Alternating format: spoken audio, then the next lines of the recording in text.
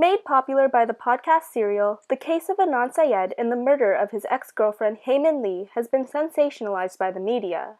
There has been a history of debate about whether or not Adnan is guilty, prompting attempts to revisit his case. Most recently, however, on March 9, 2019, Adnan was denied a retrial. Is Adnan Syed the victim of the court system's failure to deliver justice, or is he a killer masquerading behind a charismatic young man? Throughout this video, I will be sharing with you my take on the infamous murder case. Adnan Syed, who was described by everyone who knew him as a charismatic and kind high school student, was convicted of the first-degree murder of his ex-girlfriend Hae Min Lee on February 22, 2000.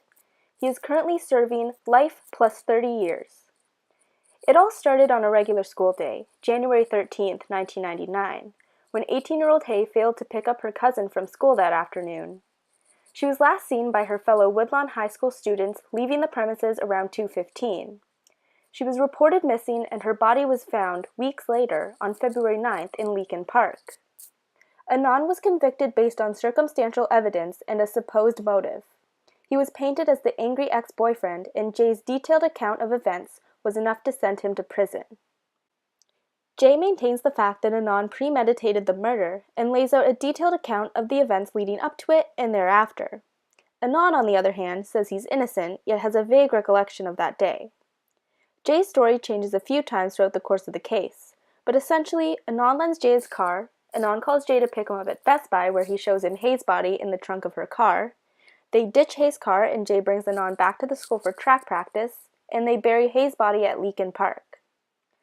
The evidence both for and against Adnan's innocence have inconsistencies. Jay's story, which was retold 3 times, changes constantly, and the physical evidence does not match up with the state's timeline.